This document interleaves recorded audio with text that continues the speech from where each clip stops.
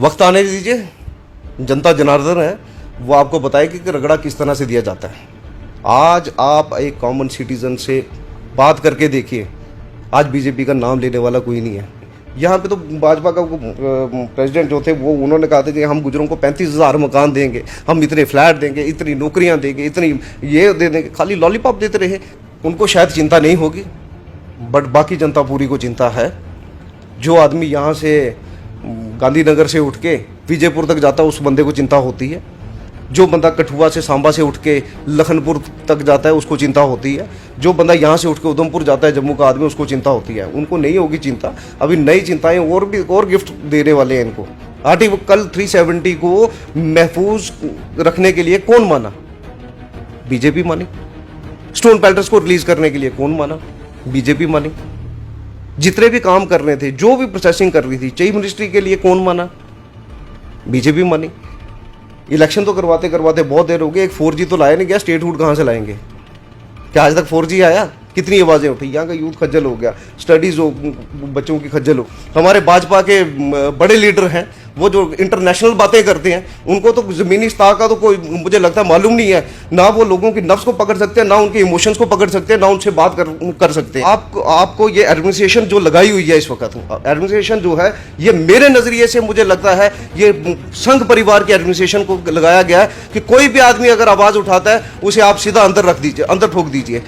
हमारा मुबारक मंडी का महल तैयार होना था, वो कहीं नज़र नहीं आता। हमारी स्मार्ट सिटी के अंदर प्रोजेक्ट है हमारे जम्मू का, वो हमें नजर नहीं आता। कौन सी डेवलपमेंट की बात करते हैं? बात नहीं कर सकते तो फिर मैं कहता हूं कि जितनी भी पॉलिटिकल पार्टीज हैं इनको क्विट करके अपने घरों के अंदर बैठना चाहिए। फिर उसके बाद में कहता हूं कि एक पार्टी अगर एक संघ परिवार ही चलना है तो फिर संघ परिवार की सिस्टम चलता रहना चाहिए। हाँ, तो पीडीपी किसी ना किसी तरीके से बीजेपी के सामने एक रोड़े की तरह, एक दीवार की तरह, एक किले की तरह खड़ी थी। वो किले को इन्होंने गिराना था कि जो हमारी लीडरशिप थी बड़ी, जो हमारी पार्टी प्रेसिडेंट है महबूबा मुफ्ती जी, उनको सीधा अंदर।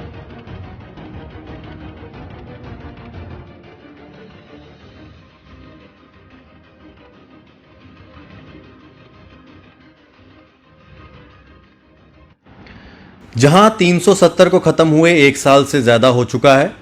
जम्मू के अंदर एक बार गवर्नर रूल जिसे हेड किया था सत्यपाल मलिक जी ने, वो यहां से जा चुके हैं। फिर लेफ्टिनेंट गवर्नर यूनियन टेरिटरी बनने के बाद यहां पर आए गिरीश चंद्र मुर्मू जी, और उसके बाद अब आए हैं मनोज सिन्हा, एक पॉलिटिकल लीडर भी हैं और अब लेफ्टिनेंट गवर्नर हैं जम्मू कश्मीर के। लेकिन इसी बीच में जहां पर सारे काम जो हैं अपने हिसाब से चल रहे हैं, सभी पॉलिटिकल पार्टीज़ अपनी पॉलिटिकल एक्टिविटीज़ भी शुरू कर चुकी हैं, पार्टीज़ में लोग ज्वाइन भी कर रहे हैं और पार्टीज़ अपनी अपनी स्ट्रेटजीज भी तैयार कर चुकी हैं। जहां पर गुपकार डिक्लेरेशन की बात हो रही है, जम्मू के अंदर भाजपा अपनी तरफ से भाजपा की जो अचीवमेंट्स हैं उनको गिनवा रही है, कांग्रेस पार्टी भाजपा पे कटाक्ष कर रही है और अपनी पार्टी के अंदर लोग जो हैं अलग अलग पार्टियों से ज्वाइन कर रहे हैं। लेकिन इसी बीच में पीपल्स डेमोक्रेटिक पार्टी का क्या हाल है वो हम जानने के लिए आज परवेज वफा जी के पास आए हैं, जो पीपल्स डेमोक्रेटिक पार्टी के लीडर हैं और यूथ की भी आवाज़ उठाते हैं और पीपल्स डेमोक्रेटिक पार्टी में भी कई बार पीडीपी को रिप्रेजेंट कर चुके हैं कई जगह पर। परवेज साहब, पीडीपी का क्या अभी ग्राउंड पे क्या हाल है? अभी भी मैडम महबूबा जो हैं हाउस अरेस्ट हैं, नए लेफ्टिनेंट गवर्नर भी आए हुए हैं। क्या लगता है आपको कि कब तक मैडम महबूबा को जो है रिहाई मिलेगी? देखिए आशीष जी, अभी पिछले कुछ दिनों से वैली के अंदर हमारी पार्टी की मीटिंग होनी थी पार्टी हेड ऑफिस के अंदर।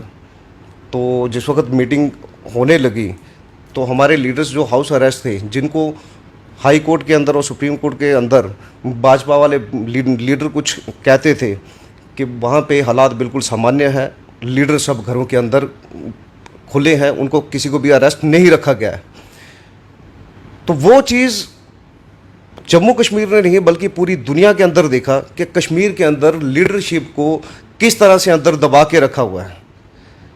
और दूसरा नंबर, जिन लोगों ने भी इस तरह का षड्यंत्र रचा कि कश्मीर के अंदर हालात सामान्य हैं, वो भी सामान्य सब लोगों ने देखा कि लीडर्स को अंदर रखा गया है पॉलिटिकल प्रोसेस शुरू नहीं है, हमारी पार्टी प्रेसिडेंट अंदर है, बात करने का राइट टू स्पीच किसी को हक ही नहीं है कोई इस डेमोक्रेटिक कंट्री के अंदर, तो आप किस तरह से कह सकते हैं कि हालात जो हैं वो सामान्य हैं?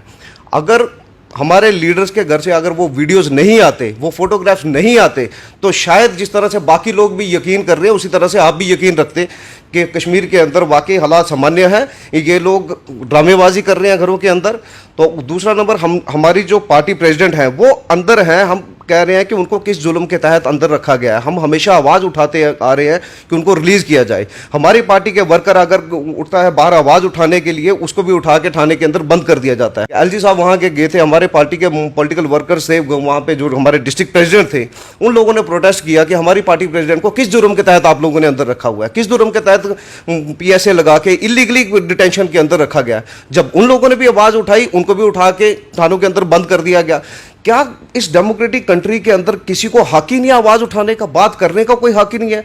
अगर मैं कहता हूं कि चंद अगर कुछ साल पीछे चले जाएं, जब तक ये 370 रिवोक नहीं हुआ था, रिवोकेशन नहीं हुई थी यहां से, तब तक हालात सारे के सारे सामान्य थे, सब कुछ था। हमारी पार्टी ने पूरे का पूरा स्टैंड रखा अपनी 370 को बचाने के लिए, 35A को बचाने के लिए, लोगों की असमत अना को बचाने के लिए। जो भी बात थी हमारी स्टेट के लोगों की, हमारी पार्टी हमेशा लोगों के हक की बात करती हुई आई है। उन्होंने हमेशा जो लोगों की आवाज़ थी, जो उनके इमोशंस थे, वो एक पॉलिटिकल प्रोसेस के जरिए हम लोग बात करते थे, एक पार्टी लीडरशिप हमारी बात करती थी। आज उसी पार्टी की लीडरशिप को आप अंदर रखा हुआ इलीगल डिटेंशन करके, तो ये आवाजें कब तक आप दबा के रखोगे? ये आवाजें ऐसे ही नहीं दबेंगी, और ये आवाजें एक दिन ज्वालामुखी की तरह फटेंगी। और आने वाले वक्त के अंदर ये जो आज के दौर के अंदर आपको ये एडमिनिस्ट्रेशन जो लगाई हुई है इस वक्त, एडमिनिस्ट्रेशन जो है, ये मेरे नजरिए से मुझे लगता है ये संघ परिवार की एडमिनिस्ट्रेशन को लगाया गया है कि कोई भी आदमी अगर आवाज उठाता है उसे आप सीधा अंदर रख दीजिए, अंदर ठोक दीजिए। वो ये जो बीजेपी का चेहरा था, ये बीजेपी का चेहरा हमें जिस वक्त कठुआ के अंदर आसिफा केस हुआ था, वहां पे महबूबा मुफ्ती जी अकेली खड़ी हुई और पूरी भाजपा पार्टी एक तरफ इकट्ठी खड़ी होगी, ये उसी वक्त पे हम उनका चेहरा जो नजर आ गया। हमारी पार्टी का स्टैंड एकदम से क्लियर कट था स्टैंड, चाहे वहाँ पे जो हमारे 16,000 नौजवान कश्मीर के स्टोन पेल्टर्स की बात की जाए, चाहे सीज फायर की रमज़ान महीने के अंदर बात की जाए, और चाहे लोगों की आवाज़, मतलब जो भी हमारा मंशूर था वो मंशूर हमने रखा। तो PDP किसी ना किसी तरीके से बीजेपी के सामने एक रोड़े की तरह, एक दीवार की तरह, एक किले की तरह खड़ी थी। वो किले को वो इन्होंने गिराना था, वो उस दीवार को इन्होंने गिराना था। वो दीवार को इन्होंने गिराने के लिए सबसे पहले कि जो हमारी लीडरशिप थी बड़ी, जो हमारी पार्टी प्रेसिडेंट है महबूबा मुफ्ती जी, उनको सीधा अंदर रख दिया गया। उनके साथ साथ में उन्होंने जितने भी लीडर थे, जो भी वहां से आवाज उठाने वाले थे, जो लोगों के हक की बात करने वाले थे, लोगों की नुमाइंदगी करने वाली बात थी, उन लोगों को उठा के इन्होंने अंदर रख दिया। जी साहब, जो आप बात करें परवेज जी, एक तो आपने ज्वालामुखी की बात की कि शायद वो ज्वालामुखी की तरह हमारी पार्टी बाहर निकलेगी, इस चीज़ से लोग डरते हैं। दूसरा आपने कहा दीवार, और एक आपने कहा कि दीवार बन के बीजेपी क्या खड़ी थी। क्या यही कारण है कि ज्वालामुखी से क्या डर रही है भाजपा पार्टी, तभी मैडम महबूबा मुफ्ती को अभी तक जो है बंद करके रखा हुआ? एक सवाल ये। दूसरा, आप ही के पार्टी के लोग जो पार्टी छोड़ के बाहर आ रहे हैं, वो सिर्फ यही बात कह रहे हैं कि महबूबा मुफ्ती की वजह से जो है आज PDP का ये हाल है। देखिए महबूबा, जिन लोगों ने पार्टी छोड़ी है वो उनकी अपनी मर्जी है। जिन लोगों को कैबिनेट रैंक्स तक रखा गया था, अगर वो लोग वहां पे रह के काम नहीं कर सके, आज उनको लगा कि नहीं हमें विकल्प अपने तौर से अपना तैयार करना चाहिए, अगर वो कैबिनेट मिनिस्टर वहां पे अगर सेटिस्फाइड नहीं थे, आप मुझे बताइए ना कौन सी एक ऐसी पॉलिटिकल डेजिग्नेशन होती है कि जहां पे आपको सेटिस्फाइड किया जाए? क्या आपको लगता है कि एक वार्ड मेंबर जो होगा वो काम करेगा अगर कैबिनेट मिनिस्टर काम नहीं कर पाए? लोगों के काम करेगा कौन? लोगों की आवाज उठाएगा कौन? इनको किस तरह से घुटन महसूस होती थी जब तक 3.5 साल तक सरकार रही, 3.5 साल तक कुर्सियां एंजॉय की अपनी बैठ के, तो आज इन लोगों को लग रहा है कि आज जो है आज उनको घुटन महसूस हो रही थी वहां पे। इशारा अल्ताफ बुखारी की तरफ है, जिन्होंने अपनी पार्टी का जो है यहाँ पर इनकाद किया है। अल्ताफ बुखारी तो बड़े क्लोज रह चुके हैं महबूबा मुफ्ती जी के, तो फिर भी आज उनके पास एजुकेशन का भी उनको दिया गया था मंत्रालय, उनको बाद में जो है फाइनेंस का भी मंत्रालय दिया गया जब हसीब जी यहाँ से चले गए थे। तो क्या इतने मंत्रालय इंजॉय करने के बाद भी आज पीडीपी छोड़ने के बाद वो कह रहे हैं कि मैडम की वजह से ही पार्टी का ये हाल है? खैर वो उनकी अपनी जाती राय होगी, वो किस तरह से देखते हैं और क्या चीज़ महसूस करते हैं। तो उन्होंने पार्टी से अपनी पार्टी बनाई है, तो जो नेशनल कॉन्फ्रेंस में लोग थे वो भी गए, जो कांग्रेस के अंदर लोग थे वो भी गए। तो सब लोगों को लगा कि जिसको जहाँ पे सेटिस्फेक्शन मिलती होगी तो वो गए होंगे दूसरी पार्टी में। और इस पॉलिटिकल प्रोसेस के अंदर कहीं पे भी आपको फुल स्टॉप नहीं होगा, यहाँ पे कॉमा होता है।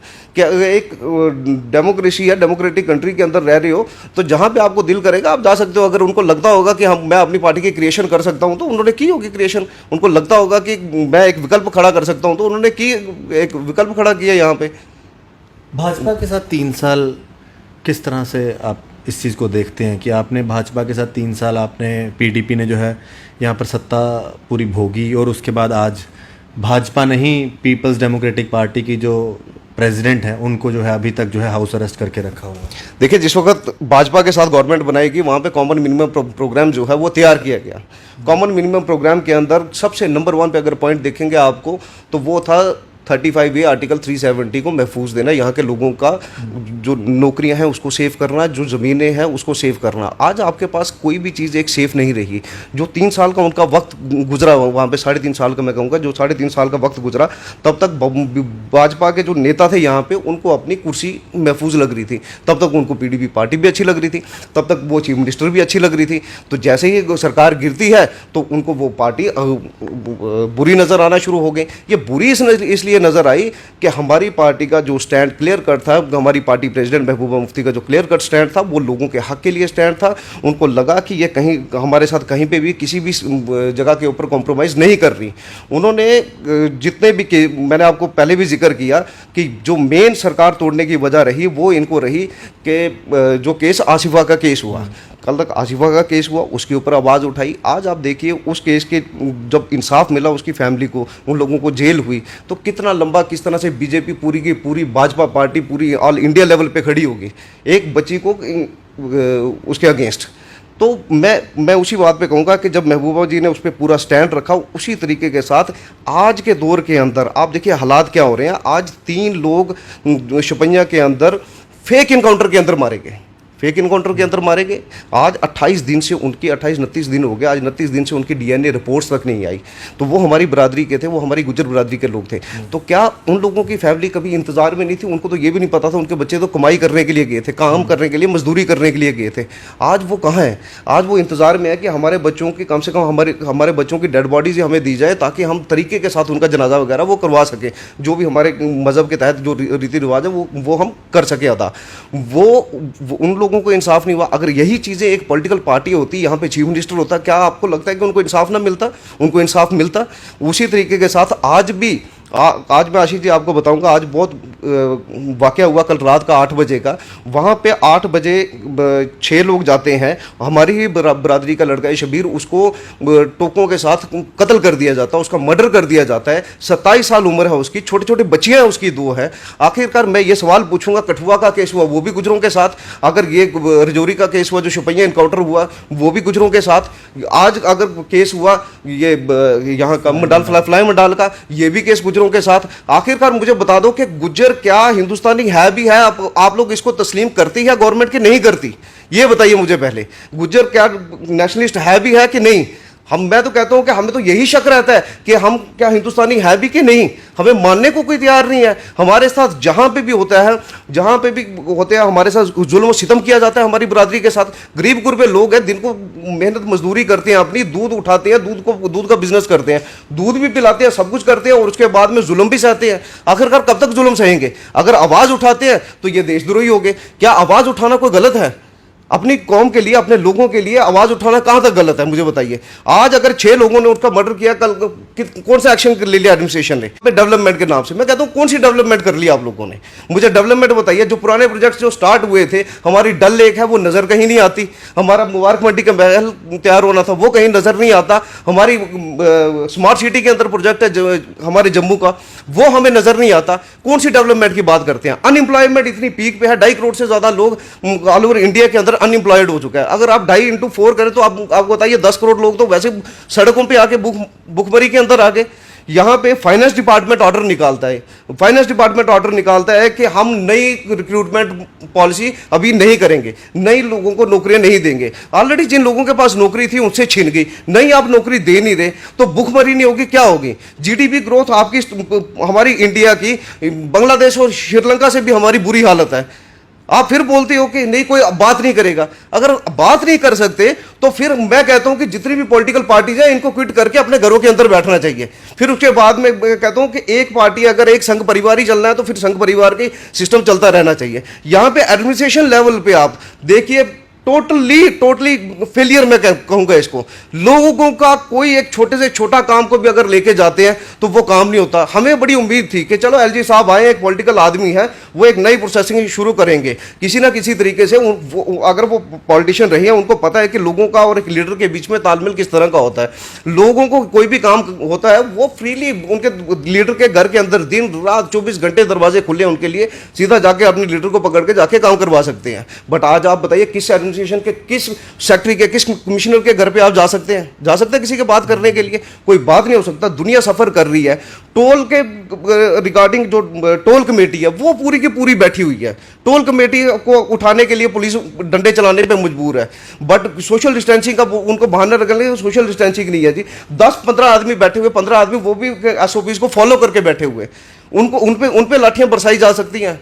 और जितने भी मैं कहता हूं कि टोल का तो खैर मुद्दा छोड़ ही दो, वो तो जो हमारे भाजपा के बड़े लीडर हैं वो जो इंटरनेशनल बातें करते हैं उनको तो ज़मीनी सतह का तो कोई मुझे लगता है मालूम नहीं है। ना वो लोगों की नफ्स को पकड़ सकते हैं, ना उनके इमोशंस को पकड़ सकते हैं, ना उनसे बात कर सकते हैं। आज वो मीडिया को फेस नहीं कर सकते। मैं कहता हूं आपके साथ कि आपने अगर भाजपा के किसी लीडर के साथ बात करनी है, आप बात कीजिए ना जीडीपी पे, आप बात कीजिए अनएम्प्लॉयमेंट पे, आप इनसे पूछिए सवाल। अगर मैं कहता हूं कि कोई भी पूछना हो, जो रूलिंग पार्टी होती है उससे सवाल पूछना चाहिए, ना कि जो अपोजिशन के लोग हों। अपोजिशन के लोगों से क्या सवाल पूछोगे? आज हमसे सवाल पूछ के हम क्या जवाब दे सकते हैं?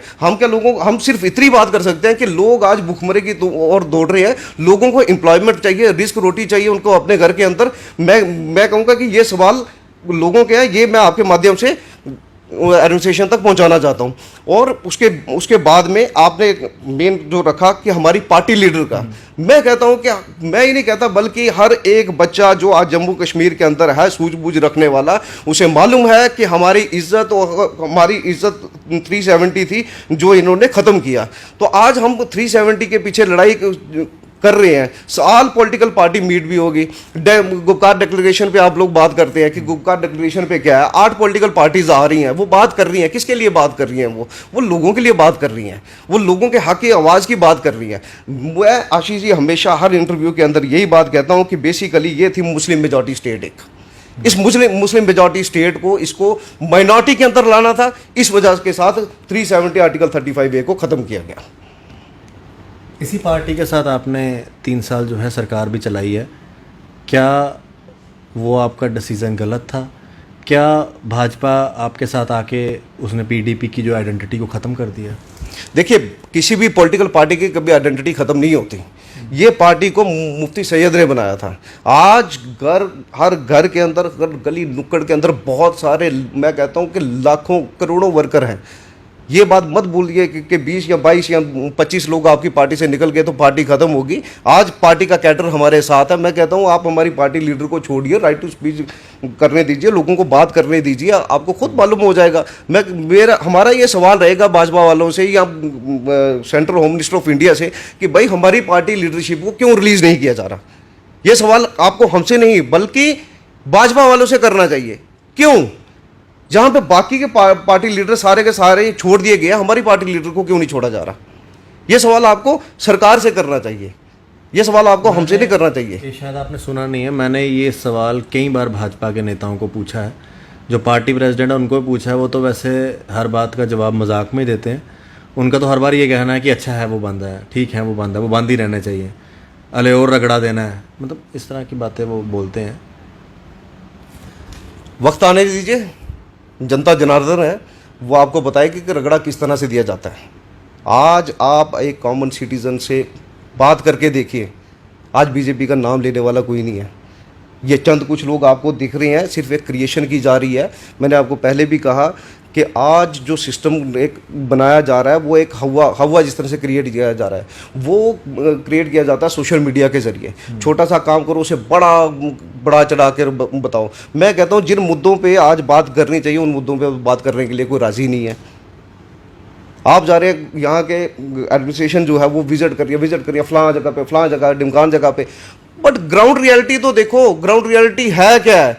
आज के दौर के अंदर कोई भी एक सोसाइटी ऐसी नहीं है जो आज सड़कों के ऊपर नहीं खड़ी है। आपका सोशल कैजुअल लेबर्स जो हैं वो आपकी सड़कों के ऊपर खड़ी हैं, फॉरेस्ट डिपार्टमेंट के लोग वो आज सड़कों पे खड़े हैं, जो आपके डेली वेजर्स हैं वो सड़कों पे खड़े हैं, कॉन्ट्रैक्चुअल टीचर्स हैं वो सड़कों पे खड़े हैं। आप मुझे एक ऐसा डिपार्टमेंट बता दीजिए जिस डिपार्टमेंट के लोग जो हैं वो सड़कों पे नहीं है, वो नारेबाजी नहीं कर रहे हैं। इसको एक मेरे सवाल का आपने जवाब नहीं दिया, भाजपा और पीडीपी की अलायंस एक गलती थी। देखिए, गलती अगर आप उस पर बात करना चाहेंगे बड़ी लंबी बात हो जाएगी कि पार्टी भाजपा को जो लोगों ने मैंडेट दिया, 25 सीटें इनकी आई, 25 सीटों का मैंडेट किसने दिया? हम जम्मू के लोगों ने दिया। मैं कहता हूँ हम इन द सेंस कि जब एक एमएलए बनता है वो जितनी भी पूरी कॉन्स्टिट्यूंसी का एमएलए बनता है वो अकेली आपके घर का या मेरे घर का नहीं बनता, वो पूरी कॉन्स्टिट्यूंसी का बनता है। तो वो जो 25 एमएलए थे जिनको मैंडेट दिया गया, वो उन लोगों को चुना किसने था? हम लोगों ने, जम्मू कश्मीर की जनता ने चुना था। जम्मू से आई 25 सीटें, वहाँ से आई कश्मीर से। अब एक बीच का रास्ता निकालना था। सेंट्रल गवर्नमेंट ऑलरेडी बैठी थी, तो सेंट्रल गवर्नमेंट के लिए पहले जिद्दोजहद चली भाई, क्या हम ये हमारी शर्तें हैं, तो हर शर्त के ऊपर कौन माना, किसने यस किया? आर्टिकल 370 को महफूज रखने के लिए कौन माना? बीजेपी मानी। स्टोन पेल्टर्स को रिलीज करने के लिए कौन माना? बीजेपी मानी। जितने भी काम कर रहे थे, जो भी प्रोसेसिंग कर रही थी, चीफ मिनिस्ट्री के लिए कौन माना? बीजेपी मानी। तो जब आप मान ही रहे हो हमारी बातें, तो सरकार बनाने में क्या दिक्कत थी? वो तो लोगों की नुमाइंदगी होनी है। कुर्सी तो चाहिए अपने घर के लिए। आप मुफ्ती साहब को कौन सी कुर्सी देखनी थी? मुफ्ती साहब तो सेंटर तक कुर्सियां देख आए थे, उन्होंने तो सरकार उससे पहले भी बनाई, और उसको गोल्डन ईरा कहा जाता है। हम लोगों को अक्सर ये आदत होती है कि नुक्ता चीनी, बीच में से नुक्ता निकालो, जो अच्छे काम है उन पे पानी फेर दो, उनको पानी फेर के रख दो। आज कश्मीर का जिस तरह से लोग कहने लगे कि नहीं यार ये महबूबा मुफ्ती ने इस तरह से क्या नाम है उसका, मिलिटेंटों के साथ देती है। मिलिटेंटों का साथ क्यों? वो कश्मीर का जो अगर नौजवान अगर चला गया तो उसकी फैमिली तो पीछे कश्मीर के अंदर ही रह रही है ना। क्या उसके घर पर नहीं जाना? उसके घर पर जाना कहाँ गलत है? उसके घर पर जाना बिल्कुल गलत नहीं है। वो घर के अंदर रहती थी। और जिन लोगों ने उस वक़्त पे मुफ्ती साहब के साथ सरकार बनाई, मैं कहता हूँ कि वो सरकार बिल्कुल स्टेबिलिटी से चल रही थी। वो तो अचानक ऊपर वाले की मर्ज़ी के तहत, उसकी मर्ज़ी होगी तो कोई चीज़ चल नहीं सकती उसकी मर्ज़ी के बिना। तो मुफ्ती साहब की जो तबीयत ख़राब होगी तो उस कारणों से फिर 3 महीने 4 महीने का वक्त जो है वो डिले हो गया। तो उस वक़्त पे भी आपको पता ही, मुझसे ज़्यादा बेहतर जानते हैं आप कि उस वक़्त पे कौन लोग थे कि जो कहते थे कि हम डायरेक्ट अपनी गवर्नमेंट बनाएंगे। तो लोगों की नुमाइंदगी करने के लिए ये लोग इकट्ठे मिलते गए। गवर्नमेंट बनानी ज़रूरी है। मैं कहता हूँ कि आज के दौर के अंदर भी जो लोग आवाज़ उठा रहे हैं कि हाँ जी हमारा स्टेटहुड दे दो, हमारा स्टेटहुड दे दो, हमें स्टेटहुड नहीं, हमें हमारा स्पेशल स्टेटस चाहिए, हमारा स्पेशल स्टेटस वापस दो, फिर हमारी स्टेट बनाओ। स्टेट को देने के लिए तो आप already home minister of India ने पार्लियामेंट फ्लोर पे बोला। बाकी पार्टियां जो बाहर हैं उनको अब स्पेशल स्टेटस नहीं चाहिए। देखिए, अब जाके शायद कोई बात कर रहा हो। आपको याद होगा लास्ट टाइम जब मेरी आपकी बात हुई थी, उस टाइम पे कुछ पार्टियां थी जो साथ में करने को तैयार थी। आज जो जिन नई पार्टियों की क्रिएशन हुई है, ये किस पे बात कर रही हैं? ये बात कर रही हैं कि स्टेट हमें दे दो, स्टेट हमें दे दो ताकि हमें चीफ मिनिस्टर की कुर्सी मिल जाए, बस। उसके सिवा इनको कुछ नहीं चाहिए था। इनको सिर्फ कुर्सी चाहिए, अपनी पावर के अंदर रहना है। तो पावर के अंदर रहने के लिए ये लोग कुछ भी कर सकते हैं। ये लोग यहाँ के जम्मू कश्मीर के लोगों के ज़मीर का सौदा आराम से कर सकते हैं, जहाँ मर्जी जाएंगे ये। ये मत बोलिए इनको कि इनको लोगों की नुमाइंदगी करनी है। लोगों की नुमाइंदगी करने के लिए मैंने कहा आपको कि जिस वक्त वक्त आने दो आगे, जनता जनार्दन है वो खुद बताएगी आपको कि किस तरह से काम करना है, किस तरह से हमने किसको चुनना है। अगर पहले माहौल तो एक तैयार हो। इलेक्शन तो करवाते करवाते बहुत देर हो गई, एक 4G तो लाया नहीं गया, स्टेटहुड कहाँ से लाएंगे? क्या आज तक 4G आया? कितनी आवाज़ें उठी, यहाँ का यूथ खज्जल हो गया, स्टडीज़ हो, बच्चों की खज्जल हो गई। 2G पे आप कितना कर सकते हो, चला सकते हो, सब बफर होके चलता है। तो ये इतना नुकसान आज हो रहा है। 4G तो हम ला नहीं सके, हम बड़ी बड़ी बातें करते हैं, नेशनल और इंटरनेशनल बातें करेंगे। यहाँ का जो जम्मू कश्मीर के लोगों का मुद्दा है, स्पेशली खासकर जम्मू के लोगों का जो मुद्दा है, इसको तो लेके कोई टच करके राज़ी नहीं है। खैर, एक आखिरी सवाल है, भाजपा के प्रधान कहते हैं चिंता नहीं करनी, क्या आपको लगता है चिंता करने की ज़रूरत है या ज़रूरत नहीं है जम्मू कश्मीर में चिंता करने की? देखिए, वो उनको शायद चिंता नहीं होगी, बट बाकी जनता पूरी को चिंता है। जो आदमी यहाँ से गांधीनगर से उठ के विजयपुर तक जाता है, उस बंदे को चिंता होती है। जो बंदा कठुआ से सांबा से उठ के लखनपुर तक जाता है, उसको चिंता होती है। जो बंदा यहाँ से उठ के उधमपुर जाता है, जम्मू का आदमी, उसको चिंता होती है। उनको नहीं होगी चिंता। अभी नई चिंताएं और गिफ्ट देने वाले हैं इनको। तो उसके बाद मैंने कहा ना, जब वक्त आने दो, वक्त आने पे बताएंगे कि चिंता नहीं होगी या नहीं होगी। उसका जवाब आपको वक्त पे मिल जाएगा। शुक्रिया परवेज़ साहब बात करने के लिए। परवेज़ वफा जी पीपल्स डेमोक्रेटिक पार्टी से, काफ़ी सारे मुद्दों के ऊपर हमने बात की और एक बार फिर से उनकी अपील है मनोज सिन्हा जी से कि उनकी पार्टी लीडरशिप को छोड़ा जाए ताकि वो भी पॉलिटिकल एक्टिविटीज़ में अपनी पीडीपी की तरफ से जो है हिस्सेदारी कर सकें। देखते रहें जेके मीडिया। इंटरव्यू कैसा लगा आप अपनी राय इस वीडियो के कमेंट सेक्शन में दे सकते हैं। धन्यवाद। जय हिंद।